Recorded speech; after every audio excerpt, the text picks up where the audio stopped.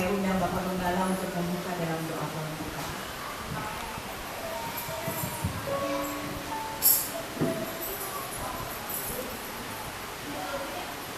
Mari Bapak Ibu, kita satukan hati, kita akan memohon perlindungan Tuhan, penyertaan Tuhan dalam kebaktian minggu raya.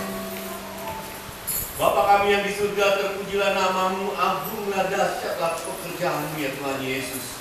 Tatamu mulia, tatamu Tuhan suci. Kerajaanmu adil, kerajaanmu dahsyat ya Tuhan Yesus. Pada pagi hari ini, kami jemaat Tuhan ingin memuji Tuhan, meninggikan nama Tuhan, mengagungkan ya Tuhan Yesus keajaiban-Mu.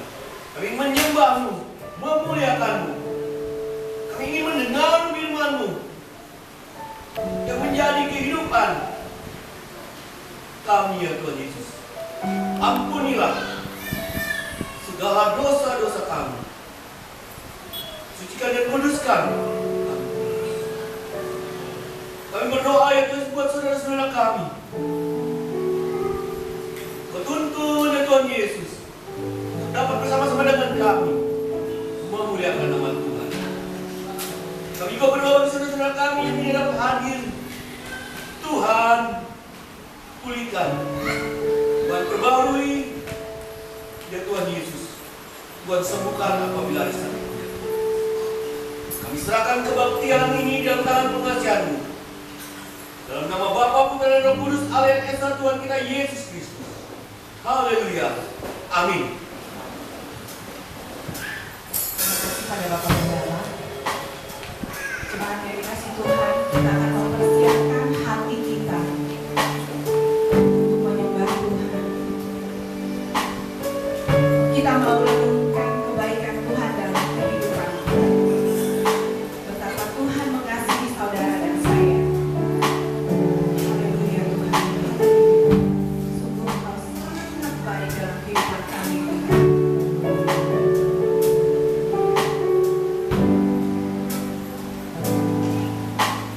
Betapa dahsyat Engkau Tuhan.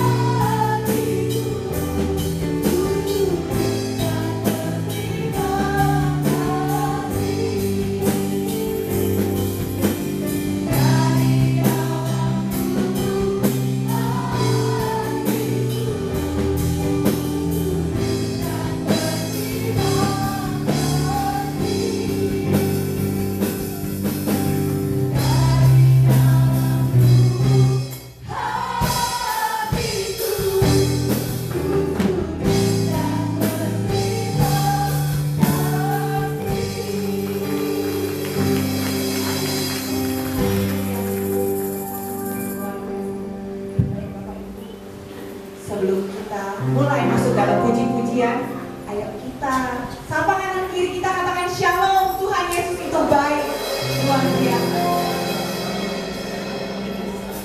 Mazmur 121.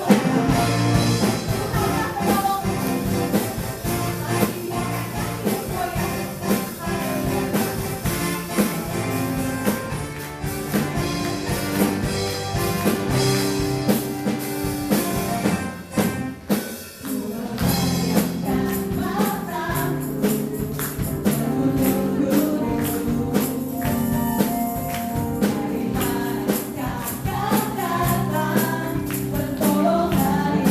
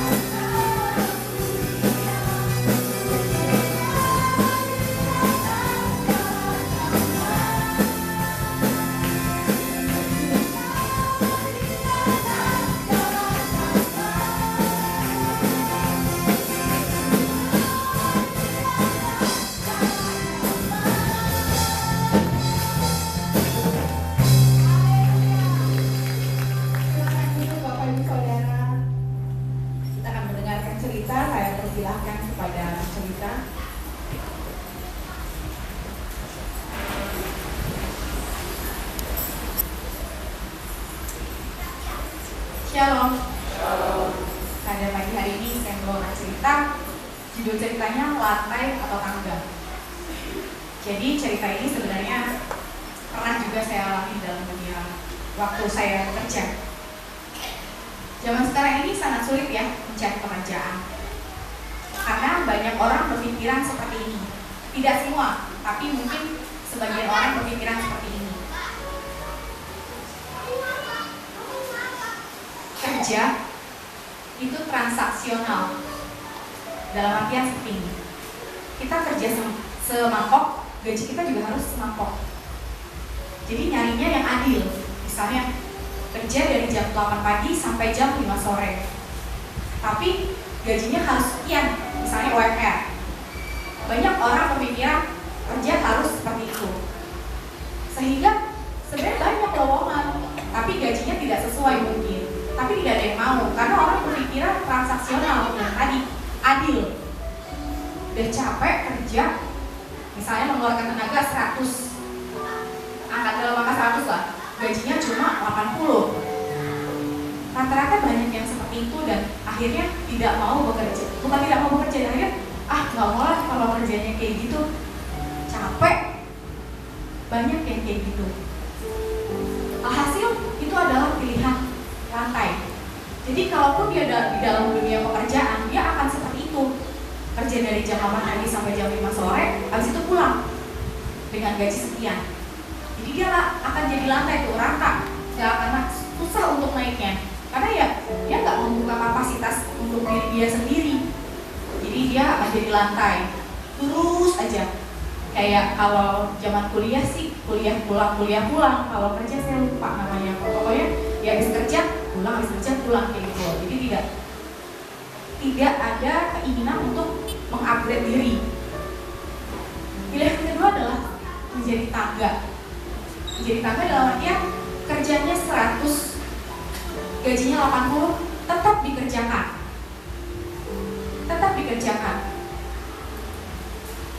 Lambat laun yang 80 ini akan mengikuti.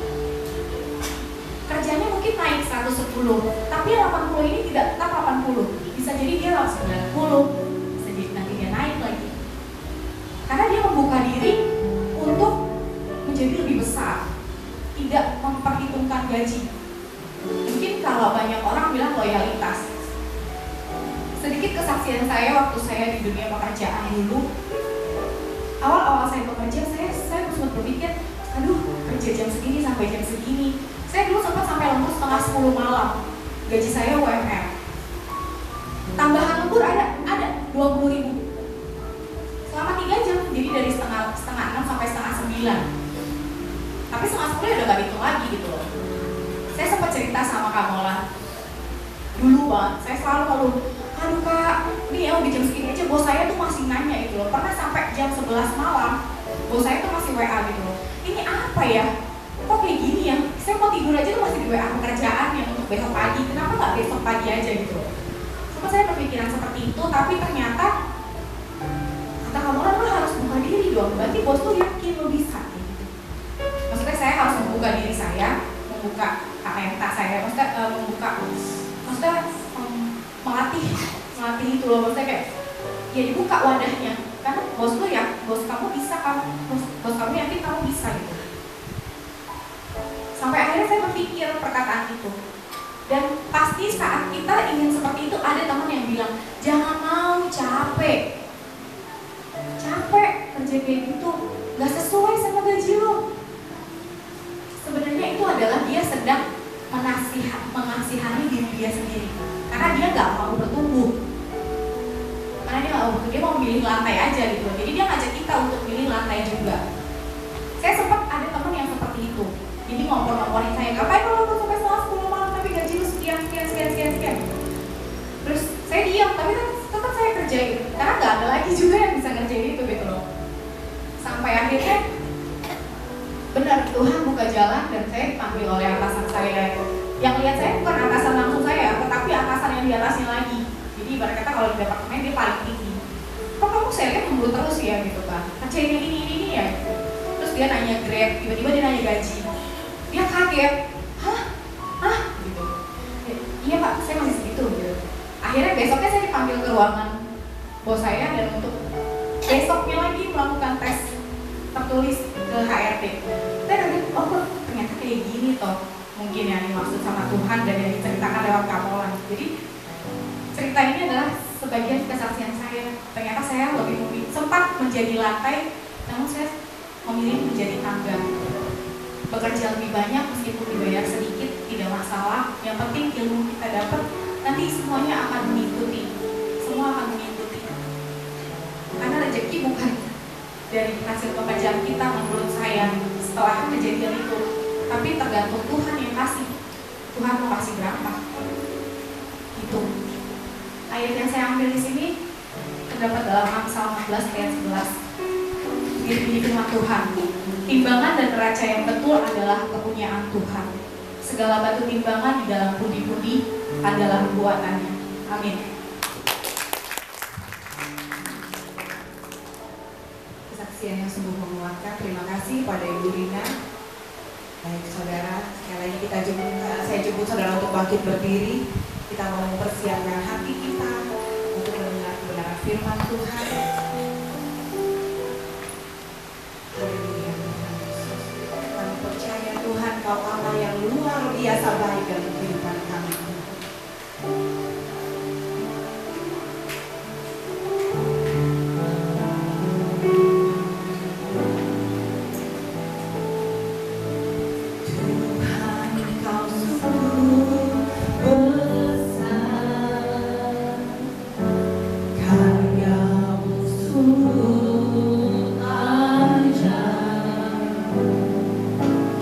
Tiada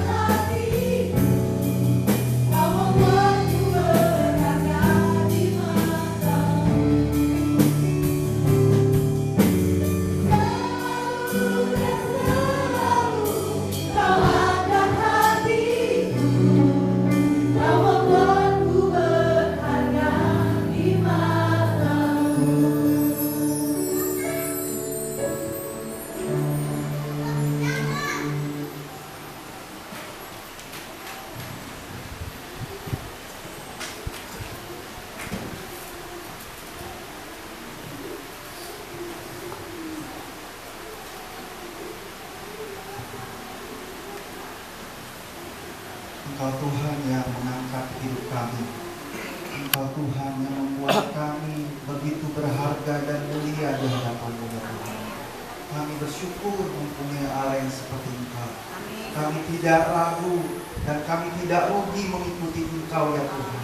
Kami bersyukur Tuhan, hingga pada hari ini Tuhan memberikan kami kesempatan untuk bisa mendengarkan suara Tuhan. Ya Roh Kudus, jamah setiap hati kami ya Tuhan. Jadikan hati kami seperti tanah yang subur, tanah yang lembut, supaya kami bisa menerima firman Tuhan dengan sukacita. Kami menerima firman Tuhan dengan kerendahan hati kami. Kami siap untuk ditegur, kami siap untuk diajar melalui kebenaran firman-Mu Tuhan. Jadikanlah hati kami seperti hati yang subur, tanah yang subur di hadapan-Mu Tuhan. Terima kasih Tuhan, terima kasih. Dan Kau yang mengurapi mulut hamba-Mu Tuhan, supaya hamba menyampaikan isi hati Tuhan bagi setiap kami yang ada di tempat ini. Dan kami menolak semua bentuk pekerjaan iblis roh jahat yang berusaha untuk mengganggu jalannya pemberitaan firman Tuhan. Semua pekerjaan iblis yang mengganggu kami, yang membuat kami tidak konsentrasi, semua pekerjaan iblis di sekeliling kami tolak, katakan hancurkan segala kuasanya di dalam nama Yesus Kristus. Terima kasih Tuhan, terima kasih. Kau yang mengurapi kami, Engkau Roh Kudus yang hadir di tempat ini, hadir dan menguasai hati kami. Di dalam nama Yesus kami sudah siap untuk mendengarkan firman Tuhan. Haleluya, amin. Silakan duduk Bapak Ibu Saudara. Shalom. Yang keras, shalom. Puji Tuhan. Shalomnya kita harus ngalahin yang sebelah dulu, biar mereka tahu kita lagi ibadah. Kalau yang lain lagi ibadah diganggu, marah-marah. Kita kalau ibadah diganggu harus teriak, lebih sukacita, memuji Tuhan lebih sukacita. Amin. Amin. Siap untuk mendengar firman Tuhan? Amin. Saya juga berdoa yang di luar sana dengar firman Tuhan. Biar ini ada mujizat terjadi yang mereka bisa dengar sampai sana. Entah gimana caranya Tuhan berserah. Puji Tuhan. Hari ini saya mau membagikan firman Tuhan dengan tema All Things Possible. Segala sesuatu mungkin bagi Tuhan, bukan buat kita. Segala sesuatu mungkin bagi Tuhan. Amin. Yang percaya katakan amin. Ya, kita buka dalam Yohanes 2 ayat 1 sampai 11. Semua sudah tahu pasti, sudah pernah baca, sudah pernah dengar cerita ini dan sudah hafal mungkin. Tapi ada banyak hal-hal yang mau Tuhan ungkapkan hari ini lewat pembacaan firman Tuhan hari ini. Dalam Yohanes 2 ayat 1 sampai 11. Saya baca ayat pertama, ayat ganjil Bapak Ibu Saudara, ayat genap dan seterusnya. Ayat 11 bersama-sama. Yohanes 2 ayat 1 sampai 11. Demikian firman Tuhan. Perkawinan di Kana. Pada hari ketiga ada perkawinan di Kana yang di Galilea, dan ibu Yesus ada di situ.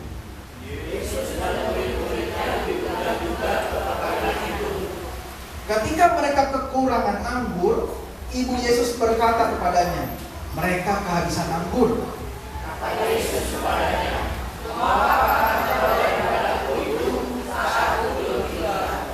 tetapi ibu Yesus berkata kepada pelayan-pelayan, apa yang dikatakan kepadamu, buatlah itu.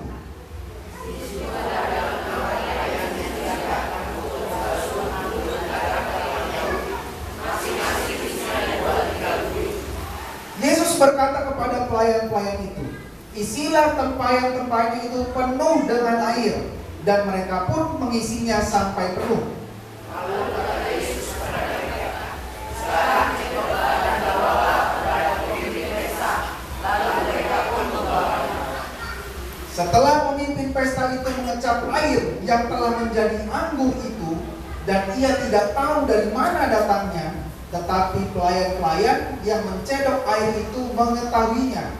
Ia memanggil mempelai laki-laki. Dan berkata kepadanya, setiap orang menghidangkan anggur yang baik dahulu, dan sesudah orang tua minum, lalu yang lebih baik, apakah mengorbankan anggur yang baik secara sekarang. Bersama-sama, hal itu dari tanda-tandanya, dan dengan itu ia telah menyatakan kemuliaannya, dan murid-muridnya percaya kepadanya. Amin. Ya. Karena semua sudah pernah dengar perikop ini, saya ajak Bapak Ibu Saudara untuk membayangkan kira-kira pada waktu itu kejadiannya kayak gimana. Jadi pada waktu itu sedang berlangsung pesta pernikahan. Bayangin ya, kita berada di pesta pernikahan. Dan Ibu Yesus ada di situ, yaitu Maria. Dan Yesus, murid-muridnya juga diundang ke dalam pesta pernikahan tersebut. Coba kita sekarang bayangkan posisi kita sebagai Maria. Jadi ternyata waktu itu Maria kemungkinan besar adalah keluarga dari pengantin. Kok bisa tahu? Karena Maria menguasai isi dapur. Maria tahu kalau anggurnya habis. Biasanya pernikahan orang Yahudi itu bisa berlangsung sampai 7 hari. Ini tidak tahu udah berapa hari ya. Kalau kalimat hari ketiga itu bukan berarti pestanya udah 3 hari, bukan. Itu hari ketiga itu merujuk ke dari Yohanes 1, hari pertama, hari kedua, hari ketiga. Ini kejadian hari ketiga setelah Yesus memanggil murid-muridnya dan lain sebagainya. Hari berikutnya Tuhan Yesus dan murid-muridnya diundang ke pesta pernikahan. Waktu Tuhan Yesus datang, ada mamanya di situ, ada ibunya di situ. Dan ibunya Maria mengetahui bahwa di dapur terjadi masalah besar. Anggurnya habis, anggurnya tinggal sedikit. Pada waktu itu, kalau lagi nikah, anggurnya habis, wah itu masalah besar Bapak Ibu. Masalah besar. Andai kata kita jadi keluarga mempelai, kita lagi ngadain kondangan ya, lagi ngadain pesta, makanannya kurang. Baru tengah-tengah udah habis. Gimana rasanya? Gimana rasanya? Malu, takut, deg-degan. Waduh, cukup gak ya? Saya jadi ingat ya, dulu waktu saya married tahun 2011, kejadiannya mirip-mirip kayak gitu. Mirip-mirip kayak gitu. Gedung sih gede, tapi makanan habis kan malu. Apa yang saya lupa, saya cuma berdoa, Tuhan 5 roti dan 2 ikan. Terjadi mujizat. Saya sih nggak tahu ya, beneran cukup apa enggak, tapi kayaknya sih nggak ada yang komplain. Kalau Bapak Ibu Saudara waktu itu datang dan komplain ya, kalau nggak tahu saya gitu ya, ternyata doa saya nggak dijawab gitu. Tapi rasanya semoga nggak ada ya. Itulah rasanya nikah, makanan habis. Dan pada waktu itu anggur habis, itu big trouble, masalah besar. Bisa membawa aib buat keluarga. Besok-besok diomongin terus. Gue inget gak waktu itu, terus sebelum kawin lo habis, kayak gitu. Diomongin terus. Saya mau tarik dalam kehidupan sehari-hari. Kita jadi orang Kristen, itu tidak lepas dari yang namanya kesulitan. Ikut Tuhan Yesus bukan berarti kita bebas dari masalah. Ikut Tuhan Yesus bukan berarti kita hidup damai sejahtera selama-lamanya. Buktinya pada perikop ini, Tuhan Yesus ada, tapi terjadi masalah. Kenapa harus begitu? Itu Tuhan mengajak kita untuk merenungkan, untuk menghayati betapa besar kasih dan kuasa Allah yang akan terjadi dalam hidup kita. Coba kita buka dalam Mazmur 34 ayat 20. Mazmur 34 ayat 20. Yuk saya ajak Bapak Ibu bersama-sama. Mazmur 34 ayat 20 dan 21. 1, 2, 3. Kemalangan orang benar banyak, tetapi Tuhan melepaskan dia dari semuanya itu. Ia melindungi segala tulangnya, tidak satu pun yang patah. Jadi Bapak Ibu Saudara, firman Tuhan sendiri bilang, orang benar itu sialnya banyak. Jadi jangan ngarep jadi orang Kristen, hidup berkat, terus berkelimpahan sampai ajal memanggil kita. Kita hidup tenang. Saya mau seperti Daud. Daud itu dikatakan dalam firman Tuhan, dia sudah tua dan lanjut umurnya, lalu dia meninggal dengan tenang. Nggak semua orang Kristen bisa kayak gitu. Boleh sih minta Tuhan, nanti saya kalau dipanggil Tuhan, saya mau begini ya kondisinya, boleh aja sih, nggak ada yang salah. Tapi menjadi orang Kristen, menjadi pengikut Tuhan Yesus, tidak berarti kita bebas dari masalah. Firman Tuhan sendiri bilang, orang benar banyak sialnya, tapi Tuhan melepaskan dari semuanya itu. Walaupun sial, tapi lolos. Walaupun sial, tapi lepas. Walaupun banyak masalah, tapi beres. Itu yang Tuhan mau tanamkan dalam diri kita. Buat apa? Supaya kita menikmati kuasa Tuhan. Kita menikmati perjalanan hidup bersama dengan Tuhan. Tuhan bilang, Ia melindungi segala tulangnya. Tidak ada satupun yang patah. Dia jatuh, tapi tidak akan tergeletak. Ketika kita menghayati firman Tuhan ini, kita tidak akan takut. Kita tidak akan takut. Kita akan terus bersama-sama dengan Tuhan Yesus, walaupun masalah kita belum selesai. Mari kita lihat kemudian dalam ayat 3-5 Yohanes 2. Ketika mereka kekurangan anggur, Ibu Yesus berkata kepadanya, mereka kehabisan anggur. Kata Yesus kepadanya, mau apa engkau daripada aku ibu? Saatku belum tiba. Tetapi Ibu Yesus berkata kepada pelayan-pelayan, apa yang dikatakan kepadanya? Apa yang dikatakan kepadamu, buatlah itu. Nah, tadi ya, Maria tahu isi dapur. Kondisi dapur lagi panik, lagi heboh, anggurnya habis. Lalu Maria datang kepada Tuhan Yesus. Soalnya dikit kayak anggurnya habis. Kira-kira menurut Bapak Ibu Saudara, kalau Maria ngomong gitu, colek, anggurnya habis. Apakah Maria cuma ngomong doang, cuma ngasih tahu FYI ya, for your information ya, anggurnya habis? Nggak mungkin. Pasti ada sesuatu yang Maria inginkan, makanya dia ngomong ke Tuhan Yesus. Tapi ternyata tanggapan Tuhan Yesus, apa sih? Kalau anak zaman sekarang, urusan gue. Mau apa ibu? Ngapain saya diikut-ikutin? Tapi Maria pergi. Maria bilang kepada pelayan, itu ya, itu namanya Yesus. Apa aja yang dia bilang ke kalian, nurut ya, ikutin aja, jangan banyak ngomong. Kira-kira begitulah ya, waktu itu kondisinya. Bapak Ibu Saudara, apa yang bisa kita pelajari dari sini? Kenapa Maria minta sesuatu kepada Tuhan? Lalu Tuhan Yesus bilang, saatku belum tiba. Itu menandakan bahwa sebenarnya Maria mau bilang, Yesus, inilah saatnya kamu menunjukkan identitasmu sebagai Mesias. Ini sedang terjadi masalah. Ini saatnya kamu menunjukkan kuasamu. Anggurnya habis, diapain kek?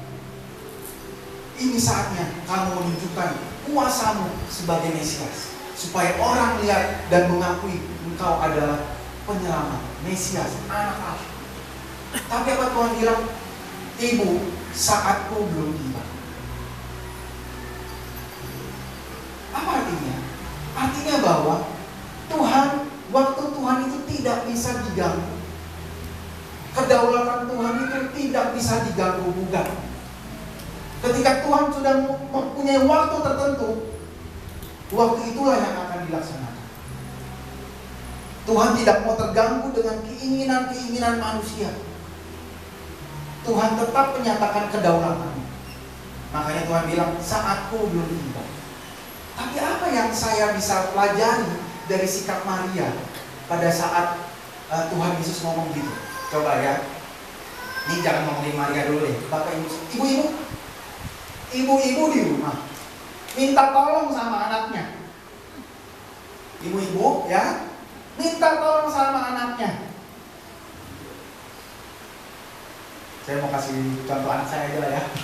Misalnya, ini kasihan nih Daniel. Setiap kali saya khotbah, namanya disebut terus gitu. Dalam hatinya nggak tahu ya, dalam pikirannya.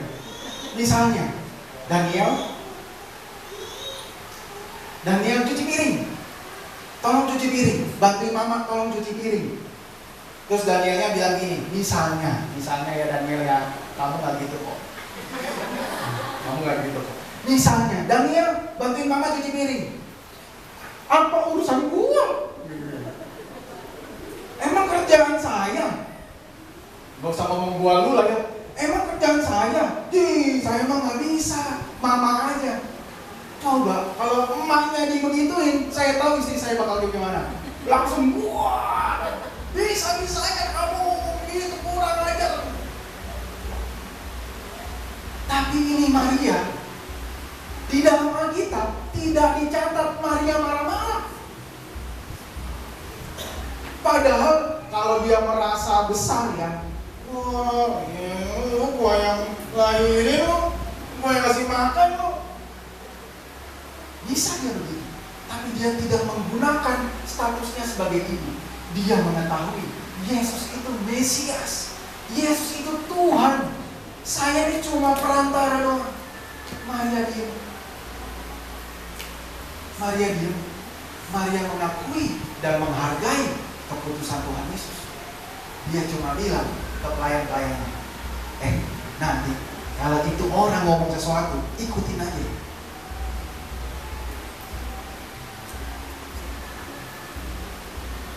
Ikutin aja.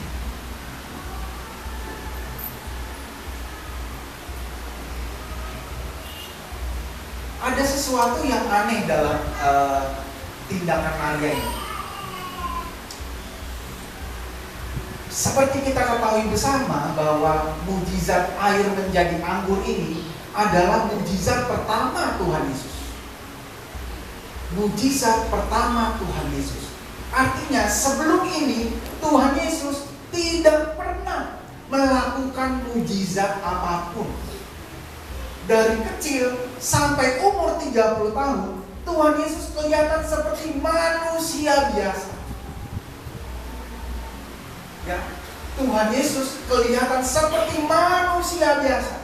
Dia bantuin bapaknya jadi tukang kayu. Dia bantuin mamanya gotong-gotong air. Dia nggak jadi kayak Superman, dia ngangkat air dengan cuma kelinci. Dia nggak berbuat seperti itu. Dia seperti manusia biasa.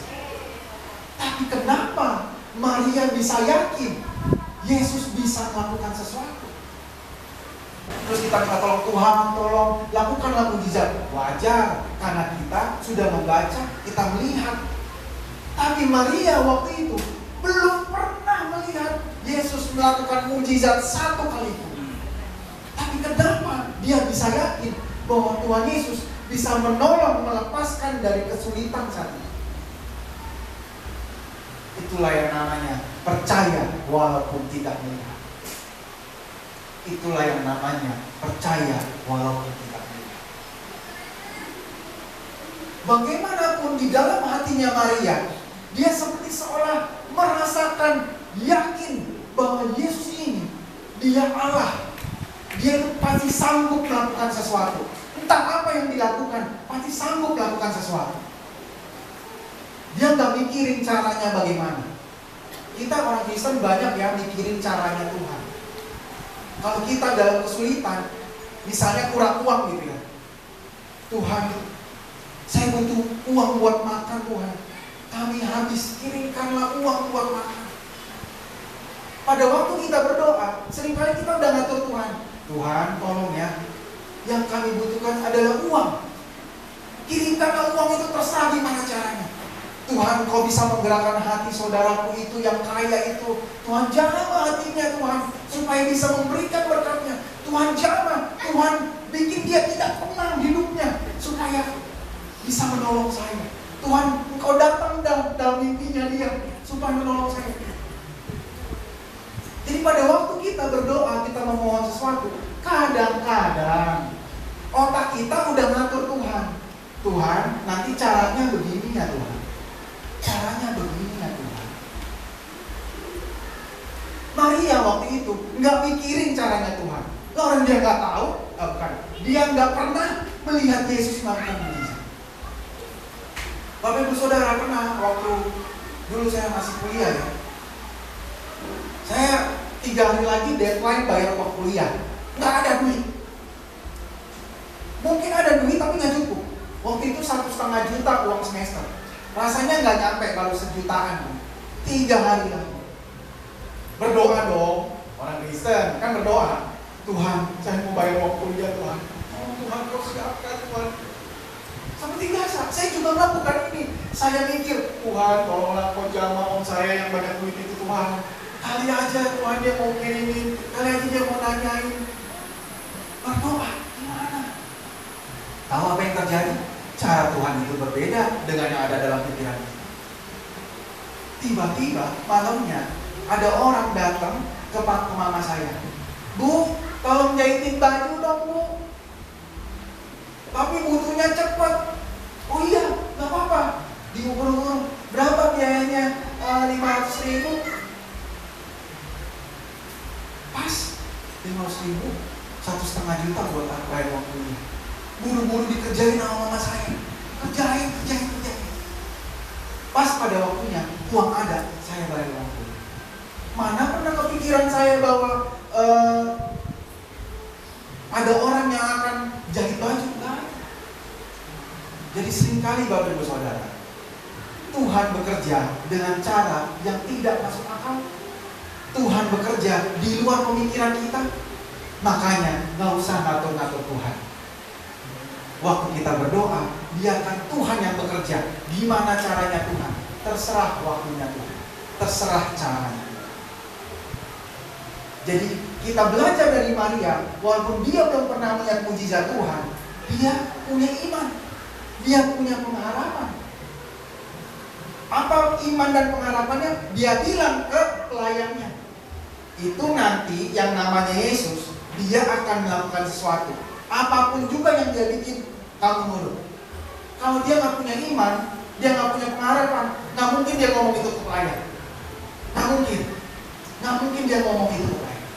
Tapi dari situlah dia terlihat iman dan pengharapan. Ayat 6 selanjutnya, di situ ada 6 tempayan yang disediakan untuk berjadah pembasuhan menurut adat orang Yahudi. Masing-masing isinya 2-3 bulu. Yesus berkata kepada pelayan-pelayan itu, isilah tempayan-tempayan itu penuh dengan air, dan mereka pun mengisinya sampai penuh. Lalu kata Yesus kepada mereka, sekarang cedoklah dan bawalah kepada pemimpin pesta. Lalu mereka pun membawanya. Mulailah adegan klimaksnya. Jadi di situ ada gentong, 6 gentong. Isinya itu kira-kira kalau kita konversi jadi liter, 1 gentong itu kira-kira 80 sampai 120 liter. Jadi karena ada 6, jadi kira-kira 500 sampai 700 liter lah kira-kira. Setelah Maria bilang pada pelayan-pelayannya, tunggu ya, apapun yang dikatakan Yesus itu nurut. Coba bayangin ya, sekarang kita bayangin dalam situasi tersebut. Ini lagi heboh nih, panik, makanan kurang, anggur habis, wah heboh. Yang menariknya adalah peristiwa anggur habis itu yang tahu cuma Maria, Yesus, murid-muridnya, sama pelayan. Tuan rumah nggak tahu. Tuan rumah nggak tahu bahwa ada masalah besar di dapur. Yang tahu cuma 4 pihak. Lalu setelah Maria ngomong itu, mereka kan nungguin ya. Ini yang namanya Yesus ngapain? Kok diam-diam aja ya? Saya yakin waktu Maria ngomong gitu, oh mau apa kau daripada ibu? Saatku belum tiba. Maria cerita terus langsung ke Yesus. Ambil air, isi sampai penuh. Nggak mungkin. Pasti Tuhan Yesus diam dulu. Tuhan Yesus namanya juga lagi pesta, makan dulu, makan. Hai, nyanyi. Pesta. Masa Tuhan Yesus diam-diam aja? Lagi pesta kok masih Tuhan Yesus diem aja? Pesta loh, pesta, makan banyak. Ada musik, nyanyi-nyanyian. Masih Tuhan Yesus, seneng dong, lagi pesta. Makan. Sementara di dapur lagi nungguin. Ini mau bagaimana? Ini itu orang malah nyanyi. Itu orang malah makan terus. Mana ini anggurnya udah mau habis? Coba bayangin situasinya ya. Deg-degan terus, dibuat deg-degan, terus tunggu, terus deg-degan. Ya apa ini yang mau dibikin tuh orang? Nggak ada instruksi apa-apa. Saya nggak tahu berapa lama Tuhan Yesus membiarkan kondisi seperti ini. Apa yang bisa kita ambil dari kejadian kayak gitu? Seringkali kita berdoa kan, Tuhan, muji, saya lagi terdesak Tuhan, saya butuh pertolongan Tuhan, sekarang juga. Kalau Tuhan nggak tolong saya sekarang, saya mati. Kalau Tuhan nggak tolong saya sekarang, saya binasa. Pokoknya sekarang Tuhan, detik ini juga Tuhan tolong saya. Seringkali kita berdoa begitu, maksain Tuhan. Kalau kita berdoa, kita merasa terdesak, maunya saat itu juga dijawab oleh Tuhan. Detik itu juga dijawab Tuhan. Berdoa nggak dijawab-jawab. Ini Tuhan Yesus kagak dengar apa ya? Ini udah terdesak ini, hidup dan mati ini. Ini Tuhan Yesus kok diam-diam aja? Kok nggak ada berkat yang turun? Kok nggak ada jawaban doa? Seringkali kita gini kan, nunggu. Tuhan, doa saya kapan dijawab Tuhan? Ini udah mepet Tuhan. Besok mau bayar uang sekolah Tuhan. Tuhan udah gak ada uang buat makan Tuhan. Tuhan saya gak punya pekerjaan Tuhan. Kapan saya dijawab doa saya Tuhan? Nungguin terus. Begitu juga yang dilakukan para pelayan. Mereka nunggu terus. Giliran Tuhan Yesus datang. Tuhan Yesus ke dapur kan, habis nyanyi-nyanyi, senang-senang, minum-minum, makan-makan, Tuhan Yesus ke dapur. Yang di dapur udah mulai datang juga nih orang nih, udah gue tunggu-tungguin, datang juga nih. Datang lagi. Lihat, ada gentongnya, isi penuh saudara, isi dengan air sampai penuh. Oke, itu. Oh, isi air, oke. Udah penuh. Sekarang ambil gayung, cedok ya, saya gayung mah gede amat, sedikit lah. Cedok, ambil, sekarang kasih ke pemimpin pesta. Mau ngapain nih? Kan bingung nih, udah mulai mikir kan, mau ngapain nih orang? Apa nih maksudnya nih? Mau disuruh ngapain nih? Kan gitu loh. Kalau kita saat itu jadi pelayan itu, kita kan tahu ini anggur habis. Sekarang gue disuruh isi air. Nah sekarang ini air, saya suruh kasih ke pemimpin pesta. Bapak ibu saudara, air yang dipakai itu yang 6 gentong tadi itu disebut bejana pembasuhan. Isinya air untuk cuci kaki, untuk cuci tangan. Itu bukan air minum, itu air untuk cuci kaki sama cuci tangan. Sekarang bayangin kalau kita disuruh, siapa yang biasa jadi seksi konsumsi ya di pesta ya, Bunda Kalis ya. Bunda Kalis kan sering, wah gitu lah.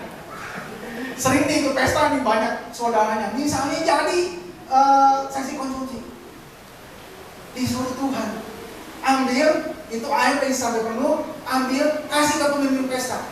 Kita sebagai manusia normal pasti mikir, ini gue udah nurutin ya, gue udah nurutin nih isi air, isi gentong sampai penuh, udah. Sekarang saya disuruh nyedok, saya kasih pemimpin pesta.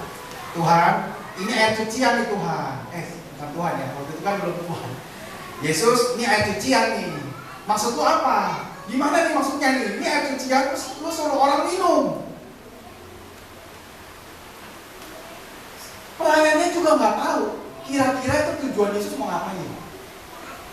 Pelayan juga nggak tahu ini air akan berubah jadi anggur. Enggak. Pelayannya juga nggak tahu. Mereka nggak pernah lihat Yesus bikin mukjizat. Dia cuma disuruh. Cuma kan pertanyaan dasarnya adalah ini air untuk cucian, bukan buat air minum. Ntar kalau gua kasih ke pemimpin pesta, rasanya beda dong. Terus kalau saya dimarahin gimana? Syukur kalau cuma dimarahin, kalau saya dipecat gimana? Tapi apa yang mereka lakukan? Mereka nggak banyak tanya, mereka tetap cedok, pesta. Pemimpin pestanya kaget. Apa ini? Pelayannya juga kaget. Apa ini? Pelayannya juga kaget dong. Ini pemimpin pesta ngomong apa? Pemimpin pesta bilang, gila enak banget ya anggur. Pemimpin pesta kaget, pelayannya juga lebih kaget. Anggur. Lah itu air kobokan. Itu air kobokan. Itu tadi Bapak cuci kaki pakai air itu. Apanya yang jadi anggur? Pemimpin pesta kaget, para pelayan kaget, lebih kaget lagi. Terjadi mujizat. Pemimpin pestanya panggil pengantin laki-laki. Sini. Lu ya bisa-bisanya lu ya. Biasanya kalau udah pertengahan begini, anggur yang dikasih tuh udah yang grade 2 dah, yang KW-KW dah. Karena orang udah pada mungkin udah puas, udah pada ada yang mabok mungkin. Tapi kamu masih nyimpen anggur yang enak sampai sekarang. Perlu digarisbawahi bahwa kata anggur yang baik itu, pemimpin pesta bilangnya anggur yang baik. Itu pakai bahasa Yunani kalos. Anggur yang kalos, yang baik. Kalos itu artinya baik secara moral, baik secara kegunaan. Artinya itu bukan anggur yang bikin mabok. Itu adalah sari anggur yang enak, yang manis, yang tidak akan bikin memabukkan orang. Soalnya ada dugaan begini, wah Yesus itu tukang pesta, dia bikin air jadi anggur 500 sampai 700 liter loh. 500 sampai 700 liter air jadi anggur. Gimana nggak mabuk tuh semua orang yang ada di situ, kan begitu mikirnya. Tapi ternyata kalau kita pelajari anggur yang baik itu memakai kata kalos, artinya baik, secara moral juga baik. Artinya anggur itu tidak akan bikin mabuk. Karena anggur itu ada 2 versi yang sudah difermentasi sama yang dulu.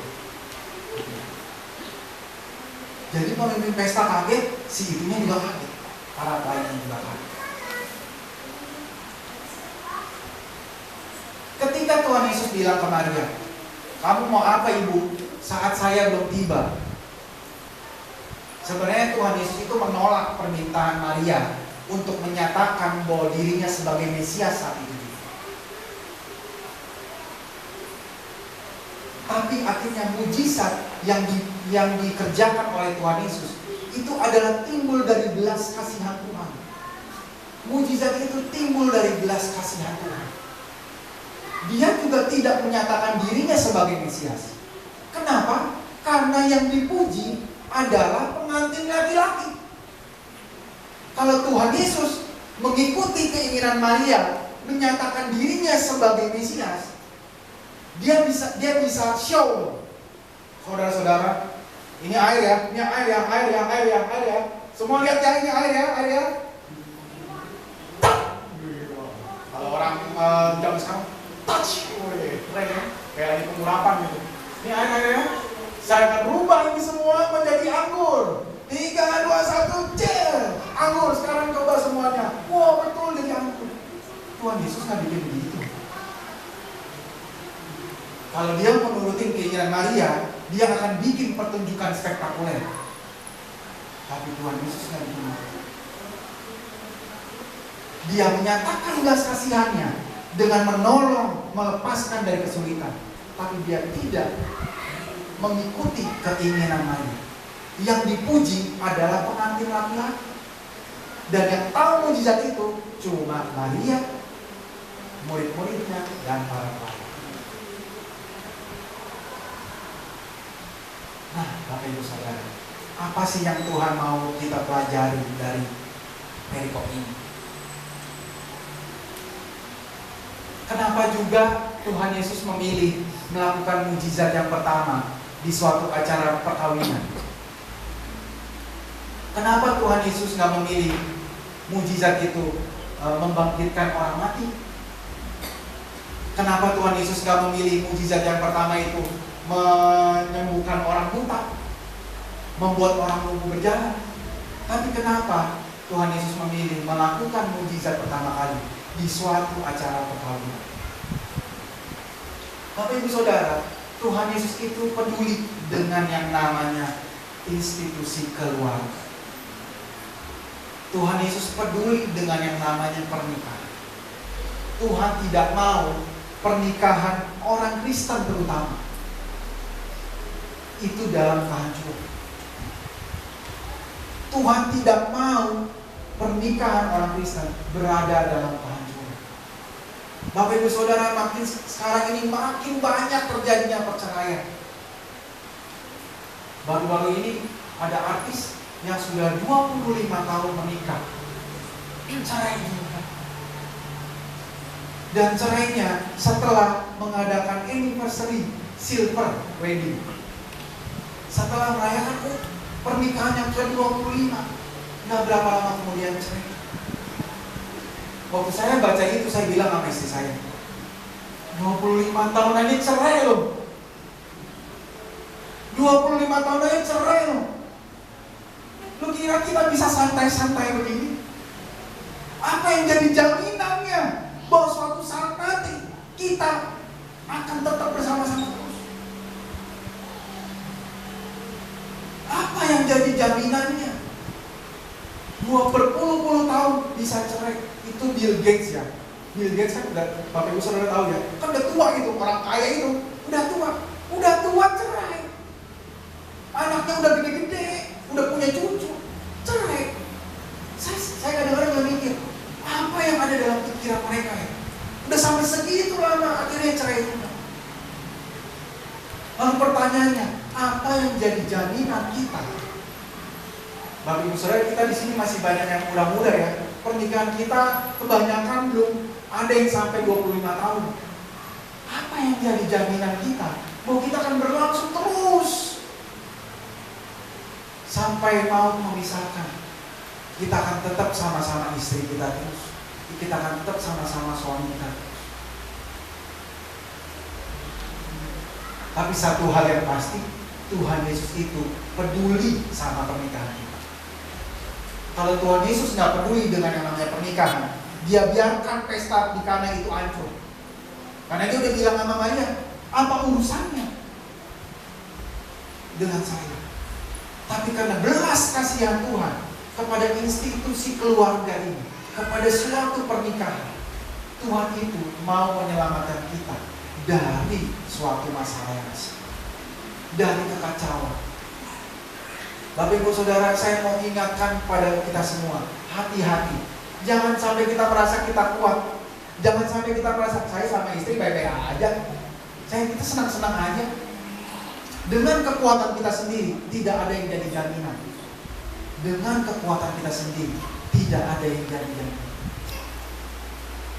Tapi ketika kita mengundang Yesus masuk dalam hidup kita, Tuhan Yesus itu mau membereskan masalah-masalah yang terjadi dalam hidup kita. Mazmur 34 tadi katakan, orang benar itu sialnya banyak, tapi Tuhan menyelamatkan dari semuanya. Dari perikop ini saya belajar, Bapak Ibu Saudara, bagaimana kita bisa melihat mujizat itu terjadi dalam hidup kita. Ketika kita dapat kesulitan, Tuhan Yesus itu gak pernah tutup mata. Siapa yang saat ini ada kesulitan dalam hidupnya, puji Tuhan sedikit, terima kasih Tuhan Yesus. Yang lain gak punya kesulitan. Amin. Amin. Yang mana nih? Amin. Gak punya kesulitan. Amin. Amin sulit ternyata. Dari perikop ini saya banyak belajar. Bagaimana caranya supaya kita bisa melihat mujizat Tuhan? Saya tanya, siapa yang mau melihat mujizat Tuhan dalam hidupnya? Benar ya, cuma sedikit doang ya. Siapa yang mau melihat mujizat Tuhan dalam hidupnya? Angkat tangan yang mau, yang nggak mau nggak usah. Puji Tuhan. Sekarang saya kasih syarat pertama untuk bisa melihat mujizat Tuhan. Syarat pertama dan yang pasti kalau kita mau melihat mujizat Tuhan, pertama adalah kita susah dulu.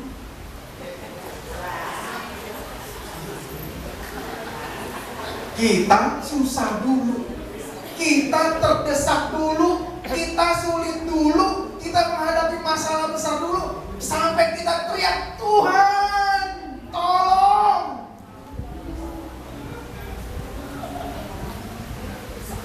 Kalau kita ada biasa-biasanya, Oh gendongnya, biasa, udah.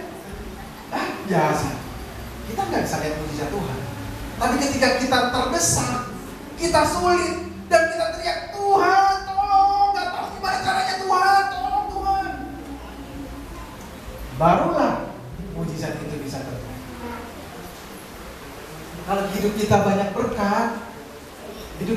berkat, isi kulkas penuh terus, nggak pernah mikir besok mau makan apa, nggak pernah mikir ntar anak sekolah bayar pakai apa, nggak pernah. Hidup kita biasa-biasa aja, tidak akan lihat mujizat. Tapi kalau Bapak Ibu Saudara saat ini merasakan kesulitan, wah, Molan banyak gua sulitnya, ini belum kelar, ini lagi. Saya yakin dan percaya Bapak Ibu Saudara akan melihat mujizat yang berturut-turut berentetan terjadi dalam hidup saudara. Amin. Jadi kalau ketika dapat masalah berat, jangan takut, punya iman, sedikit lagi mujizat terjadi. Itu imannya.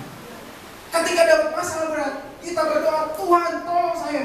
Dalam imanmu katakan, sedikit lagi mujizat terjadi.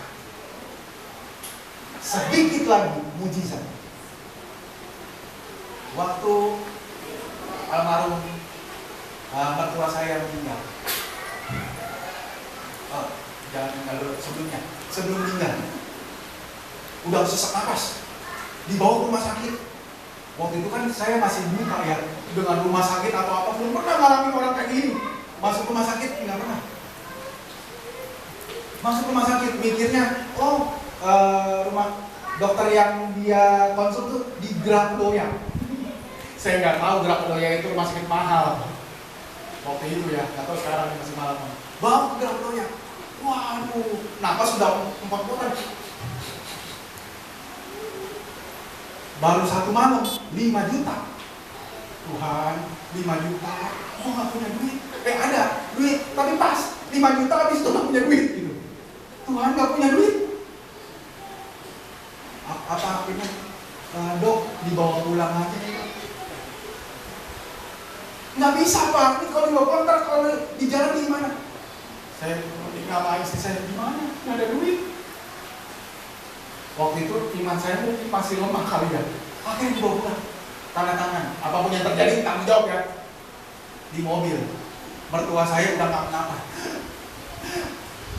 Saya cuma nangis sama berdoa sama memuji Tuhan. Tuhan, tolonglah selamatkan mertua saya Tuhan. Kasihan. Cuma modal yang gitu kan, lupa sih istilahnya, 1 botol kecil. Itu cuma 15 menit juga kelar. Habis. Selama perjalanan pulang, kerjanya cuma berdoa. Nyampe rumah, sembuh. Nggak sesak lagi. Puji Tuhan, Tuhan jawab doa kami. Besok sembuh, nggak sesak. Dan begitu seterusnya sampai seminggu. Dan dalam seminggu itu Tuhan kasih kesempatan untuk mertua saya bertobat. Bertobat mengaku Yesus, dibaptis. Seminggu kemudian dipanggil Tuhan. Nggak selesai dong sampai situ dong. Harus dimakamkan. Ditaruh di mana ya? Namanya juga di kalut ya. Udah ke Buntekio penuh. Mana lagi? Mau di rumah nggak bisa. Sesek. Akhirnya bawa ke Oasis. Begitu masuk Oasis, buset nih, gede begini. Mau bayar berapa? Nanya. Bayarnya 25 juta. 5 juta juga habis. Ini 25 juta lagi. Akhirnya tetap masuk sambil berdoa. Kan 3 hari tuh biasanya orang Chinese kan. 3 hari. Hari kedua, Tuhan nggak punya duit Tuhan. Mau bagaimana? Saya cuma berdoa, Tuhan tolong lepaskanlah saya dari kesulitan. Saya cuma cobalah pinjam ke kantor. Seumur-umur Bapak Ibu Saudara, seumur-umur dalam hidup saya. Itulah pertama kali dalam hidup saya minjam uang. Saya bukan orang kaya, tetapi dalam selama hidup saya dari kecil sampai dewasa, kalau saya nggak punya duit, saya diem. Saya batasi pengeluaran saya. Saya rela kuliah tiap hari selama 30 hari cuma makan nasi sama sayur. Itu pun sayurnya gratis, saya nyari warteg yang sayurnya gratis. Dan nasinya boleh nambah, gratis. Nasi, sayur, sama gorengan dan usus. Jadi waktu itu sekitar 2.500 sekali makan. Karena uang gak cukup. Kalau ngekos, harus dipas-pasin. Jadi saya tidak terbiasa kalau uang gak cukup, ya lu pas-pasin. Lu gak makan, diem aja udah. Jangan ngomong siapa-siapa. Tapi waktu itu, pertama kalinya dalam hidup saya minjem uang. Saya rasanya, Tuhan, gua rendah bener ya. Rasanya ya saya ya, bukan orang saya. Saya bilang ke bos saya, bukan bos, GM di bawahnya bos. Pak, saya minta tolong. Mertua saya meninggal. Bolehkah saya pinjam perusahaan? Oh gitu ya, kamu butuh ya? Berapa? Ngomongnya aja bingung. 25 juta. Nggak tahu entah apa yang ada di pikiran bos itu ya. Oke, nanti saya kabarin. GM saya ini ngobrol sama owner. Ditelepon saya. Mohon kasih nomor rekening. Akan dikirim 25 juta. 25 juta pinjaman. Bodoh amat urusan lunasin belakangan. Yang penting ini beres dulu kan? Beres. Udah selesai semua aja itu, tinggal waktunya bayar cicilan. Bayar cicilan sedikit. Lalu nggak lama, kira-kira sebulan 2 bulan kemudian dipanggil saya sama owner. Panggil. Gimana Mohan? Udah beres? Udah. Kamu bayar cicilan tiap bulan? Iya. Cukup? Ya, dicukup-cukupin dong. Oh, oke. Sebelahnya ada GM-nya. Pak, naikin ya gaji orang supaya dia bisa bayar cicilan. Kaget saya. Dinaikin dong gaji. Ditanya, naik berapa dok? 2 juta cukup? Naik gaji 2 juta. Tahun 2000 berapa ya? 2013 naik 2 juta. Kita biasa naik gaji itu 10%, 20%, 30%. 2 juta itu berapa ratus persen? Oh ya, baik. Saya udah gemeter. Nah, mata saya udah mulai berlinang-linang. Belum selesai saudara. Ini ngobrol-ngobrol lagi. Bos saya gimana? Saya pikir-pikir ya, utangnya malah lunasin aja, dinolin aja. Dinolin aja utangnya, masih banyak sisanya. Dinolin aja utangnya. Yang tadi aja belum kelar saya deg-degannya, sekarang dinolin utangnya. Dalam hati saya, terus tadi yang naik gajinya tetap apa enggak? Sempat pikir gitu. Terus tadi naik gajinya tetap apa enggak? Tetap saudara, nggak dibatalin perintahnya. Jadi saat itu saya dapat hutang lunas, naik gaji. Berikan kemuliaan buat Tuhan Yesus. Buat Tuhan Yesus. Tuhan itu melepaskan kita dari kesulitan. Jadi Bapak Ibu Saudara, apapun yang sedang kita alami sekarang, Tuhan Yesus itu peduli sama kita. Tuhan Yesus itu peduli sama kita. Dia tahu kesulitan kita, dia tahu kelemahan kita. Firman Tuhan katakan, dia tahu kita ini debu itu nggak bisa apa-apa. Debu itu butuh pertolongan Tuhan. Makanya Tuhan Yesus itu peduli sama kita. Tapi syaratnya adalah, belum ke poinnya, masuk aja. Syaratnya 3 hal ini. Pertama, saudara harus mengundang Tuhan Yesus masuk dalam hidup saudara. Pesta di Kana bisa selamat dari kekacauan karena mereka mengundang Yesus. Kalau mereka nggak mengundang Yesus, itu pesta nggak tahu apa jadinya. Sekali lagi, Yesus diundang di sini. Jadi saudara, kalau kita sedang mengalami kesulitan, undang Yesus masuk dalam hidup kita. Wahyu 3 ayat 20 katakan, lihatlah aku ngetok di depan pintu. Tok. Kalau nggak ada yang bukain pintu, Tuhan Yesus nggak masuk. Tuhan Yesus masuk cuma kalau ada yang bukain pintu. Artinya Tuhan Yesus dalam pemaksain kita.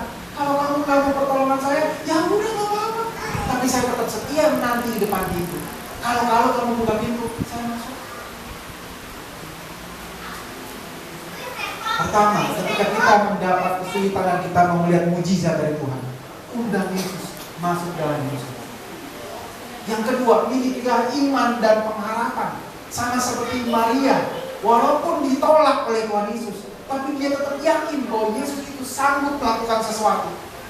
Dia nggak tahu mukjizat yang dilakukan Yesus, tapi dia tahu Yesus itu bisa menolong dari kesulitan ini, melepaskan dari kesulitan. Milikilah iman dan pengharapan. Yang ketiga, milikilah ketaatan. Mujizat Tuhan tidak akan terjadi kalau itu pelayannya menolak perintah Tuhan Yesus.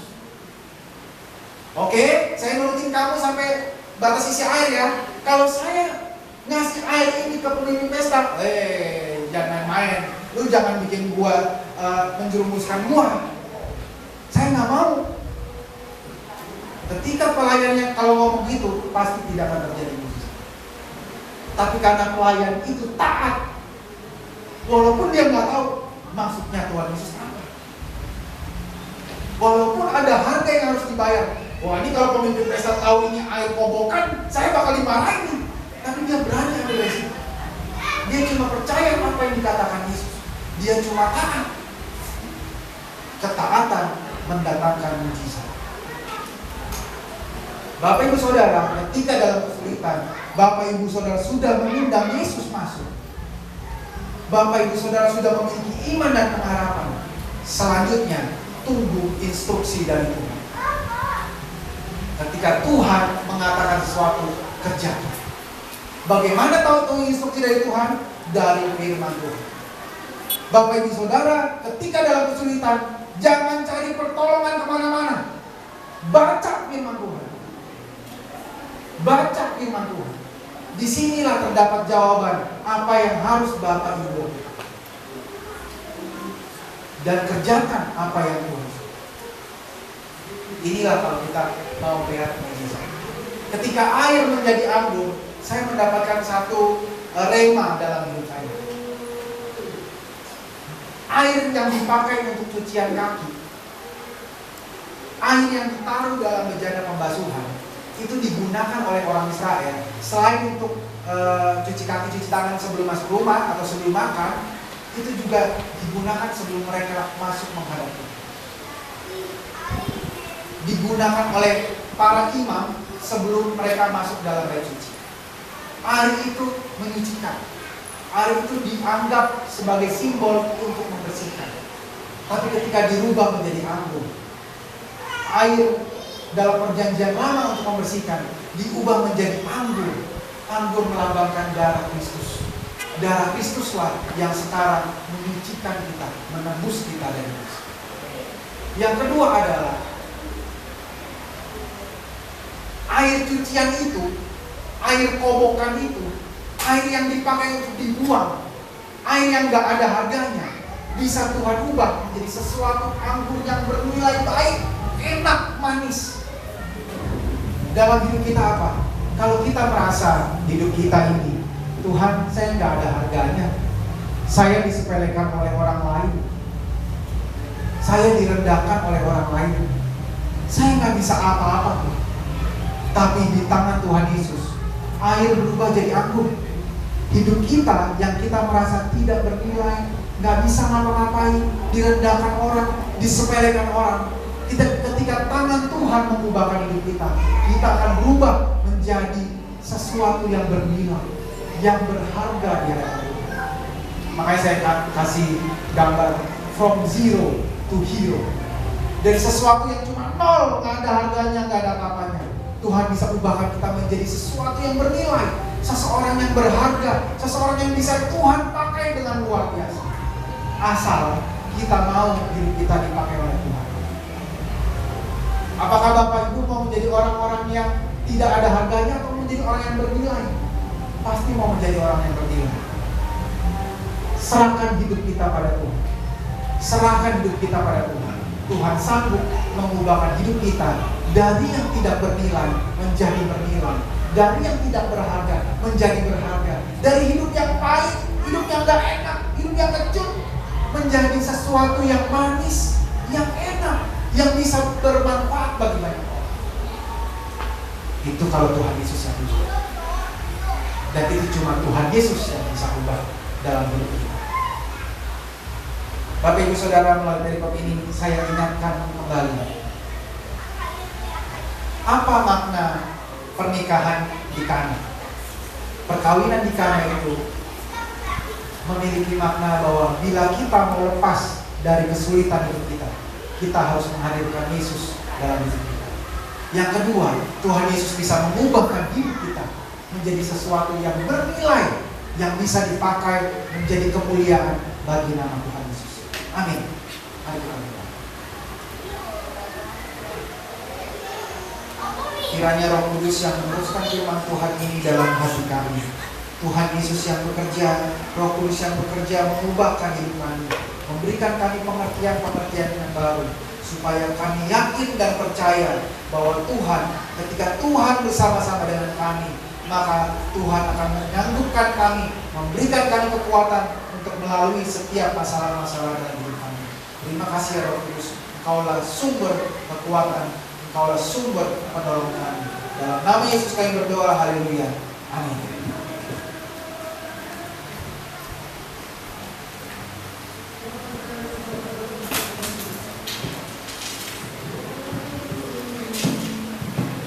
Terima kasih bagi Bapak Mola untuk firman Tuhan yang luar biasa.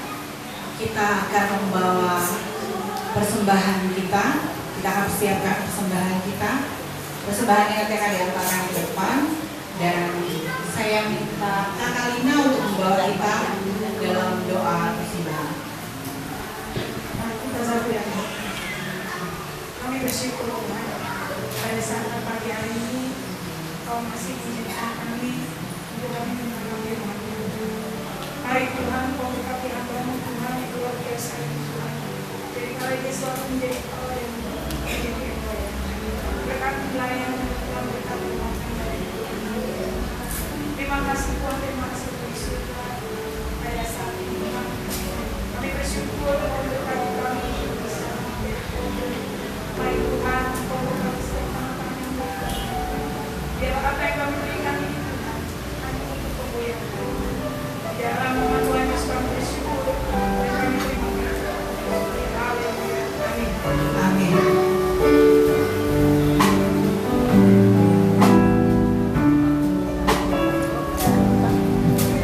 Tuhan, Kau sungguh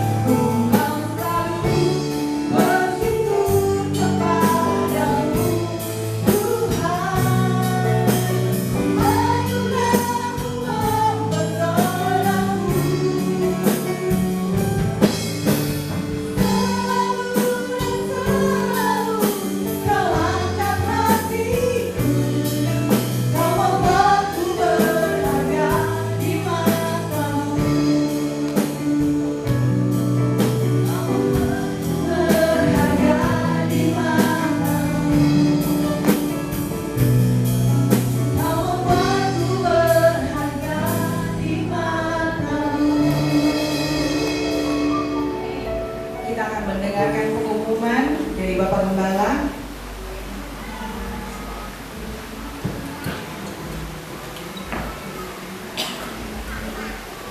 Puji Tuhan, terima kasih Bapak Molan sudah memberikan firman Tuhan. Kalau kita mendengar mukjizatnya luar biasa ya. Kita juga pengen ya dapat pinjaman dari kantor, terus sudah bayar 2 bulan, terus dilunasi, dinaikin gaji ya mau ya. Saya juga mau. Tapi Bapak Ibu kalau pengen mau kayak Pak Molan, Bapak Ibu harus kerjanya kayak Pak Molan. Ya, jamnya nggak ada jam kerjanya.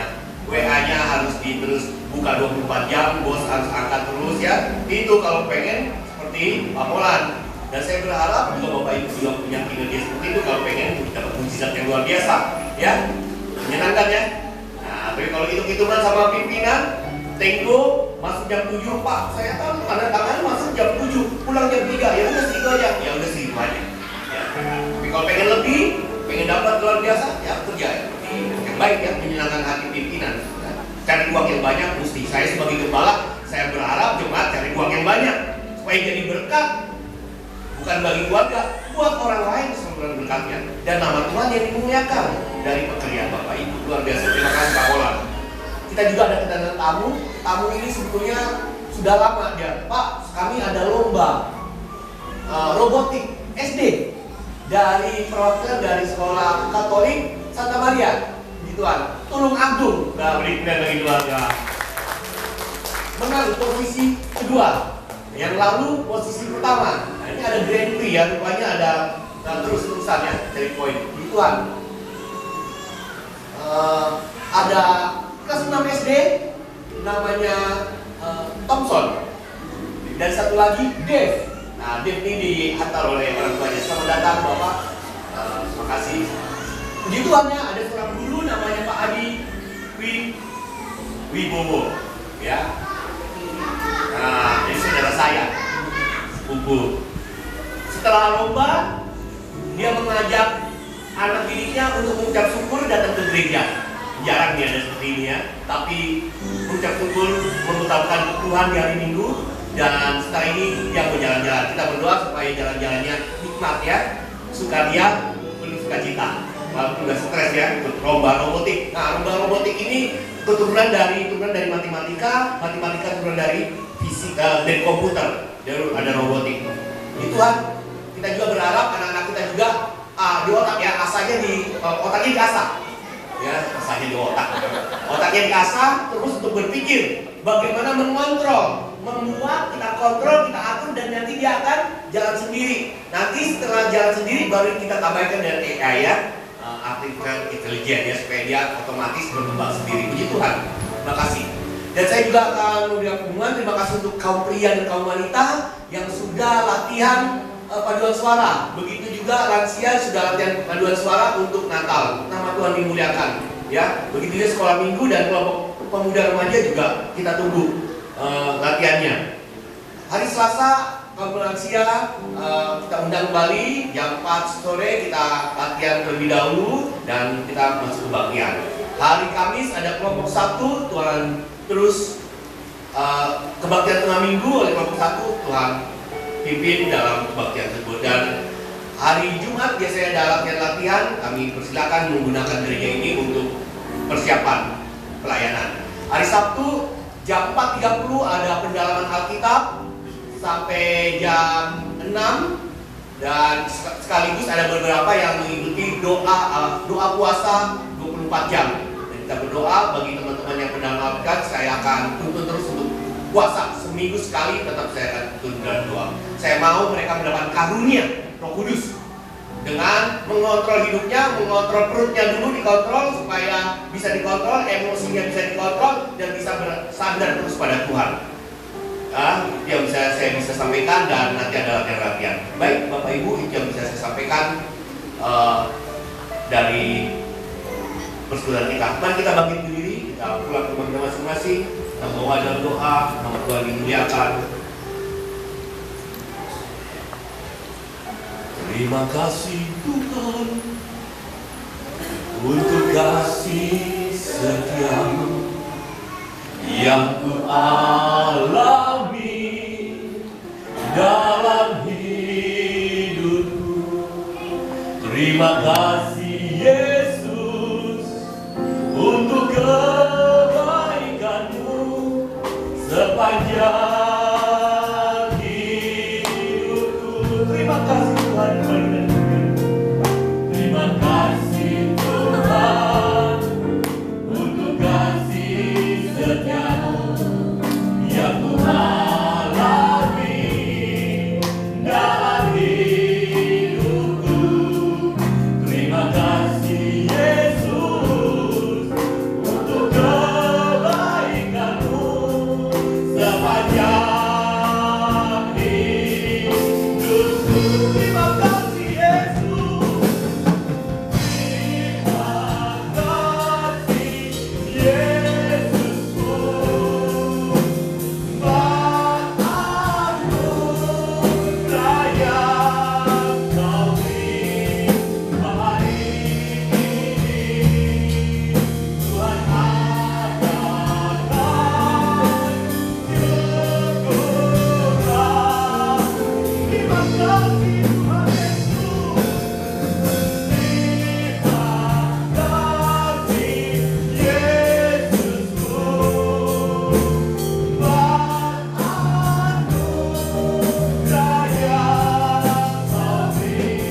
Anugerah yang Kau beri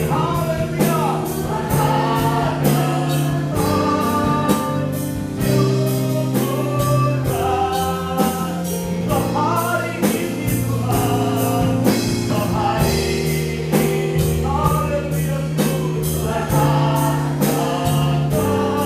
Amin. Haleluya.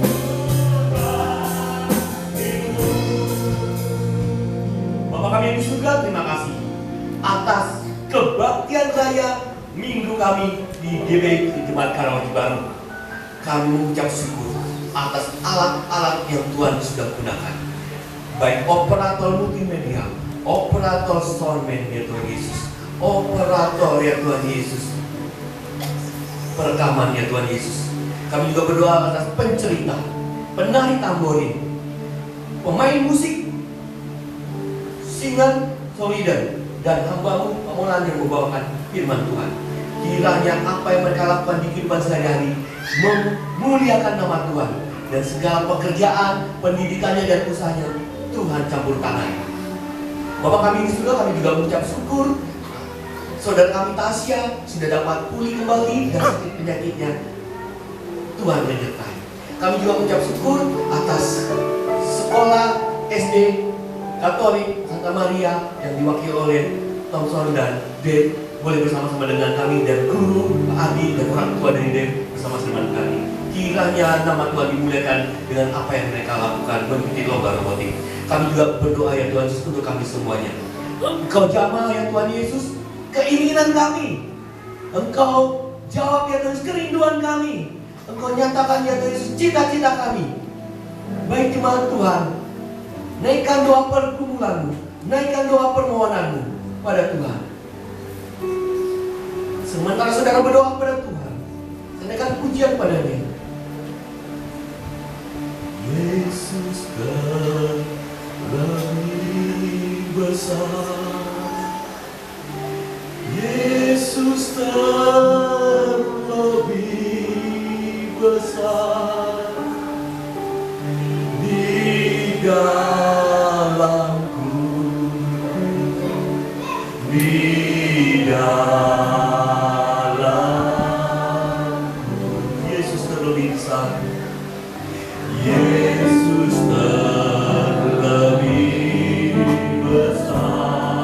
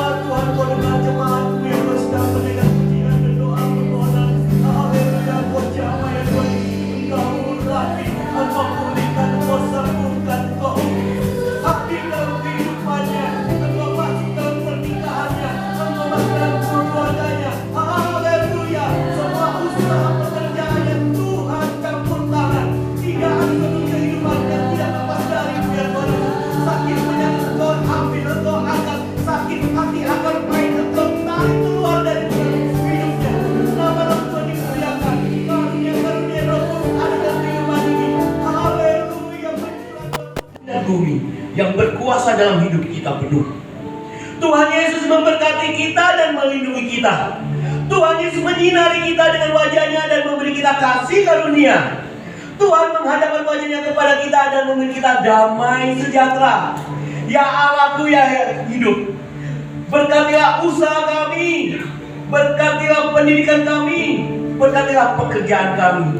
Ya Yesus, anak Allah yang tunggal, tuntunlah langkah kaki kami kemanapun kami pergi menurut jalan-Mu. Gada dan tongkat-Mu itulah yang menghibur kami. Ya Roh Kudus, penghibur kami, wujudkanlah segala cita-cita kami di dalam dunia yang nyata ini. Berkat Abraham, Ishak dan Yakub ada pada kami. Tutur kata kami dan tingkah laku kami mencerminkan firman Tuhan dan membawa jiwa-jiwa untuk memuliakan nama Tuhan. Yang percaya menerima berkat, mari kita sama-sama katakan